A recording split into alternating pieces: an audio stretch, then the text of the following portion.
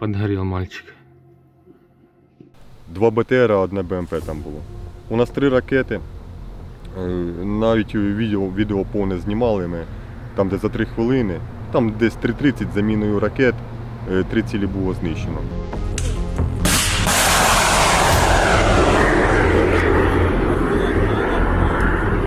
П'ять танків було знищено за день, точніше навіть не за день, це протягом години було все.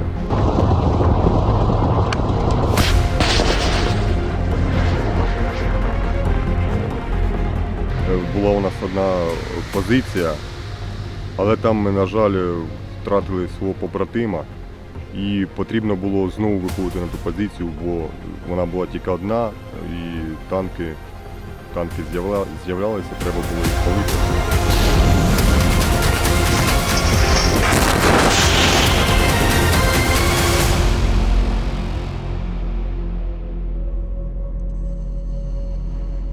Якби уявлення було про роботу протитанкових комплексів, але вживу практики ніякої не було. Дуже запам'яталось, вогнева позиція була в посадці у нас, чекали, поки вийдуть танки, щоб ми бачили з рубежу зі свого.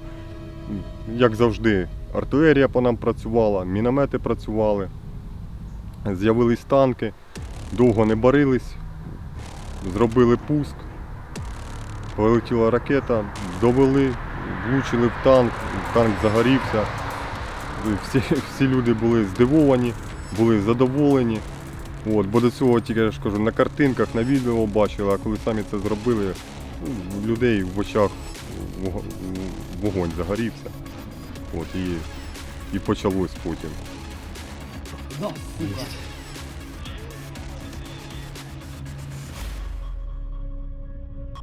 БМП були у нас, здається, 5 БМП, 4 БТР було, 2 Д-30 з Джевеліна уразили, одну самоходку знищили і 1 тил.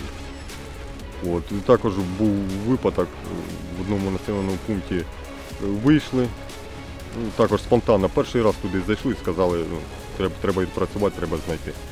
Зайшли, знайшли вогневу позицію. Навіть ще не розклалися, вже побачили, що там є цілі для нас. Дмитро – командир батареї протитанкових керованих ракет однієї з бригад ДШВ.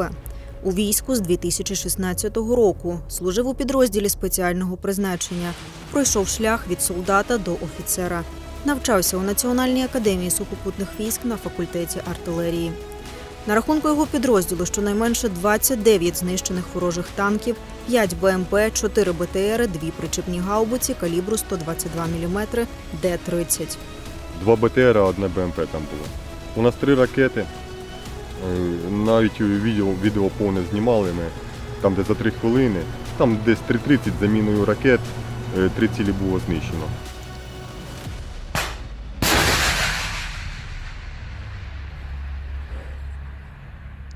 Иди сюда, хороший. Ой, хорошо сейчас будет его. Есть. На. Яка специфіка роботи? Це правильно обрати вогневу позицію і висидіти той час, коли можна уразити техніку, яка з'явилася, і не забоятися. Бо весь цей час противник наносить вогневе ураження поруч, по нам, а стугна дуже така тендітна, і якщо трошки пальцями дьорнути, то може ракета зійти. Що дуже важливо, попри всі обстріли, попри страх, щоб не було мандражу, і тоді все виходить. Люди себе пересилюють. Я вам скажу, що в безпечному місці старший оператор на початку в мене не був, бо вогневі позиції часто мінялися, не було змоги їх підготувати, не було змоги викопати бліндаж, викопати нормальний окоп, щоб в ньому сидіти. Так що всі були в небезпеці. Так, ПДУ, кабель 50 метрів, можна сидіти в бліндажі, також оператори сидять в бліндажі, які міняють ракету. По команді, коли відпрацювали ракету, 30 секунд.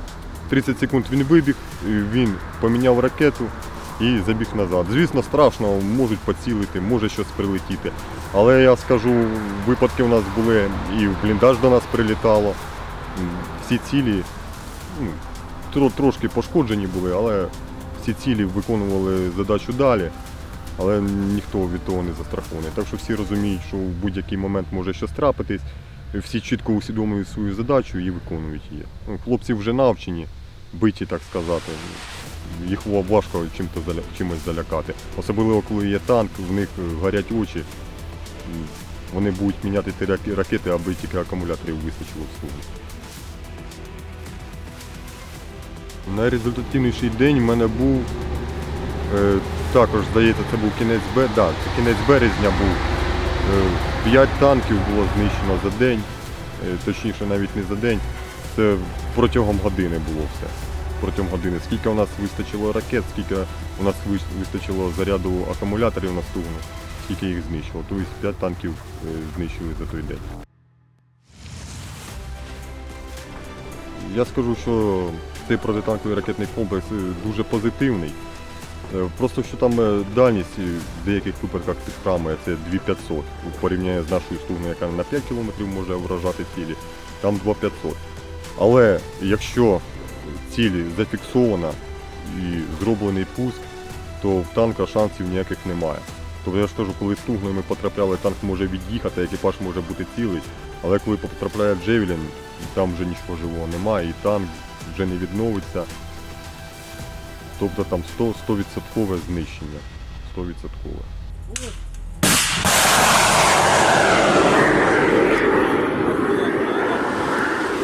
Вчилися ми досить швидко в таких умовах. Воно того вимагало, потрібно було швидко вчитися. 2 дні. 2 дні людей навчили, все, потім вийшли. Все одно. Одне діло бути майстром в теорії установки, а друге діло практика. От людина, коли вийшла, спробувала, що вона дійсно працює, як воно, тоді питань нема. І от був також один випадок, виїхали з Джевелінами на позицію, придивилися, щось на ворожій стороні незрозуміле стоїть. Взяли біноклі, з більшою кратністю дивимося, Д-30, не може бути, як так?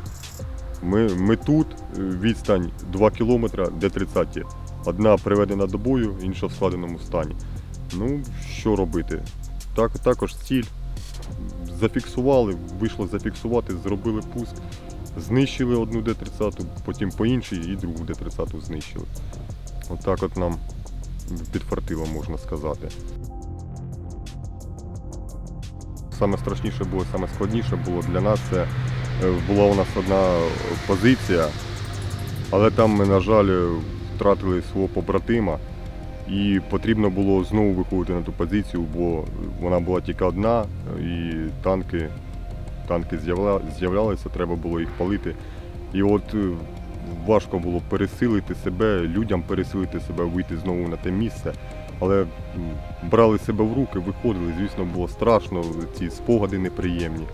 Але ставали знову на те місце і працювали. Потім, після того випадку, ще 3 танки з того місця спалили. Дивлячись, який підрозділ проти нас знаходиться. Є такі підрозділи, що невміло керують цією технікою. Також був випадок, виїхав танк. Я думаю, він прекрасно розумів, що протитанкісти стоять напроти нього наші танки.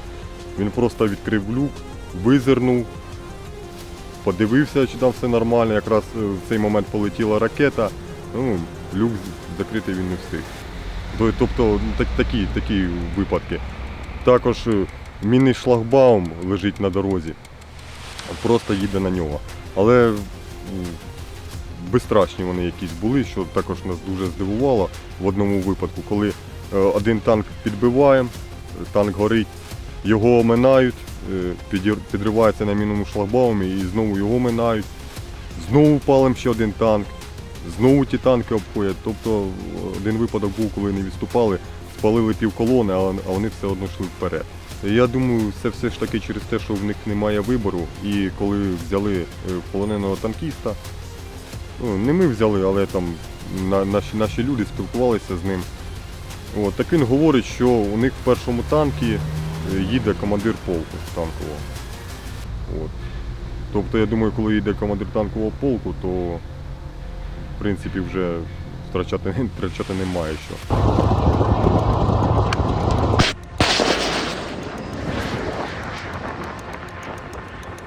Є у них корнет.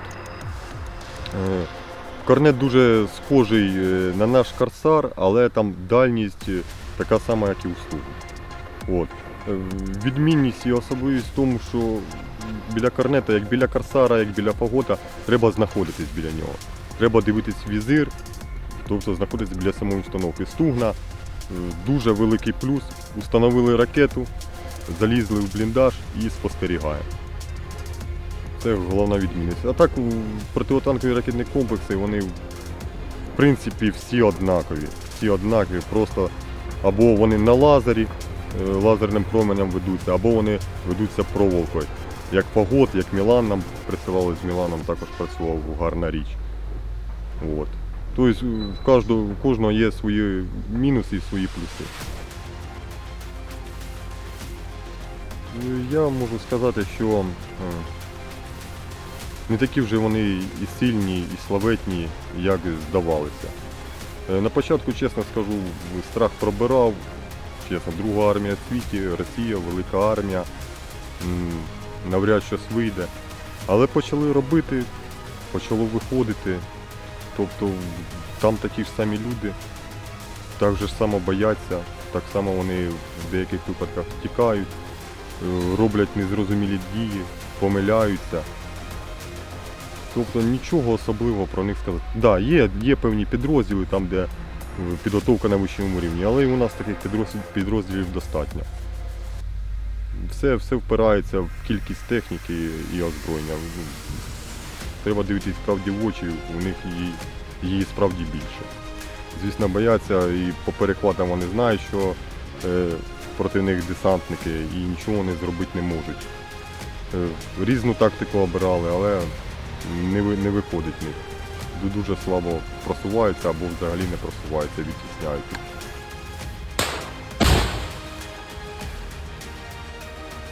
Не торопись, братан, расслабься. Чуть-чуть.